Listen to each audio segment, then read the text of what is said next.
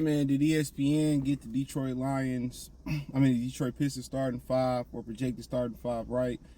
Let's talk about it. Thumbs up the video, share the video, subscribe to the channel, and subscribe button. It's the bell icon button. Hit all notifications. Appreciate you get notifications. We go live or drop a video. So, excuse me, I had to turn the air on. So the starting lineup is Cade, Ivy, Ashur, Bojanovic, and I think it was Jalen Duren. So that's what it was, and they got into the backups and all that, but I ain't gonna get into that. But that's about right. I mean, I just think if you throw Isaiah Stewart into the starting lineup, you lose on defense and you lose on offense. With Bojanovic, at least you gain some offense, you gain some shooting.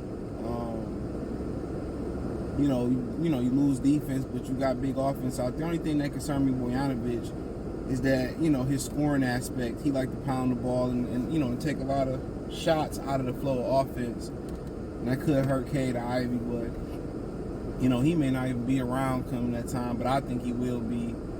They need some pure shooting on the floor. So the lineup make complete sense. I mean, you throw Isaiah Stewart out there, yeah, you get some rebounding, but you get defensive liability, offensive liability. Well, Bojanovic, you don't get the rebounding or the defense, but at least you get, an outstanding offensive player. So the power forward position is still going to be a hole on the team going into next year, unless they make a move in season. But I ain't mad at it. The biggest thing about this lineup is lack of shooting. Sure, Thompson got to get better as a shooter. Cade got to get better as a shooter. Ivy got to get better as a shooter. So, really that's the Achilles heel of this lineup.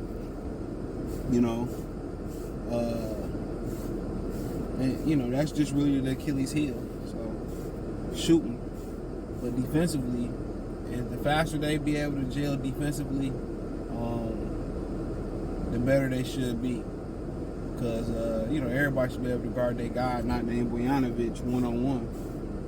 So that's something huge to really look at today. So everybody should be able to guard their guy one-on-one. And I think that it's solid. I mean, we have our alternative lineup. It could be Cade, Ivy, Bojanovic at the 3, Joe Harris at the 3, Stewart, Duren. You can also say, man, Cade, Ivy, Ashur, try Livers at the 4, Duren. But ain't too many alternative lineups to really go with, honestly. I think that's the best one. And they gonna go as far as, how quick they gel defensively and how quick they, some of the shooting or offensively they develop. But with that lineup, they should be getting up and down the floor. In that lineup, they should be attacking the rim in the half court. They should be looking to get to the rim, to the foul line. They should be looking to slash to the rim. They should be looking to get up and down the floor. Everybody can run the lineup. You got 3 natural facilitators in the lineup: Ashur, Ivy, and Cade. So it should be a lot of ball movement, a lot of backdoor cuts, a lot of getting downhill, and letting Bojanovic really stretch that floor out how he should be. But I think that's their most optimum lineup, quite frankly. Just that I could think of right now. Just like I said, I didn't understand paying Stewart. I still don't. I know he was wanted by a lot of teams, but just because a lot of guys want a pretty girl, don't mean don't mean you really want her. You know what I'm saying? You get to know her, you like, nah, I'm good. I don't even want to smash. Attitude messed up, whatever might be going on. But I think he got paid because they don't plan on paying anybody from that draft class. They didn't want it to be a complete bust, and he a good guy, and like him as a locker room guy. But man, dude, first and foremost, as long as you ain't getting in trouble and causing confusion and mass hysteria in the locker room, dude, if you can't play, man, you can't be on my team or serve a purpose. And rebounding ain't enough of a purpose being served. You better be robbing out there. You better do some other things. Be the best pick setter. Be the best defensive player. Everything you can be. And he ain't that. So, you know, if he in that starting lineup, you know, they gonna be in the running for I have my back windows down. They gonna be in the running for Cooper Flag. That's the guy's thing. They gonna be in the running for Cooper Flag next year. But yeah, I don't have an issue with it. It's just, you know, can Monty, you know, the biggest challenge is them gelling defensively.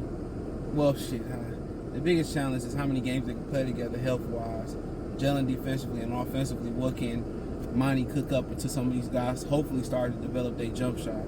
So, you know, what I would define is a lot of high pick and roll, getting them downhill, a lot of cutting, a lot of backdoor cutting.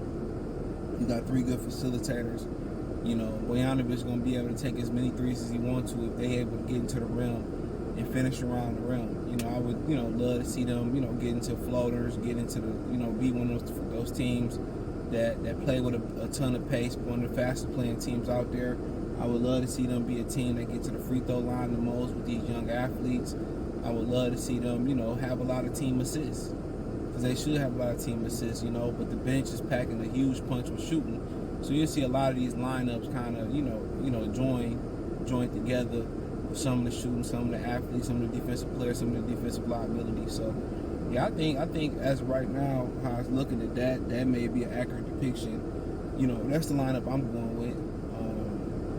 But they definitely, you know, the more healthier they are, the quicker they gel defensively and offensively.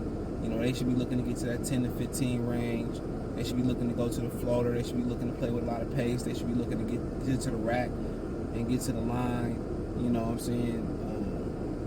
That's what they should be looking to do. But I ain't mad at the starting lineup. It's a solid starting lineup. Real starting lineup, man. And like I said before, man, I look forward to seeing, you know, let's look forward to seeing what they can do with it. But I'm more optimistic about the Pistons, you know, doing well and possibly making the playoffs than the Lions. And that ain't got nothing to do with the personnel or nothing. It's just like the Lions have just never lived up to the expectations, bro. So until they do something that they ain't did before, I have no faith. I've seen the Pistons win multiple times in my lifetime. So, you know, but then again, people will say, well, it's a different organization. And pretty much it is since Bill Davidson sold the team. But we'll see. Check out Detroit Pistons Talk playlist. Thumbs up the video, share the video, subscribe to the channel. Next subscribe button is the bell icon button. Hit all notifications, increase your chance to get notifications. We go live or drop video. Hit the link tree. Find me on Twitter, Instagram, Spotify, Anchor, Cash App, Venmo, PayPal, Apple Podcasts, Google Podcasts, the whole nine. Let me know. Stick in the comment section. Peace.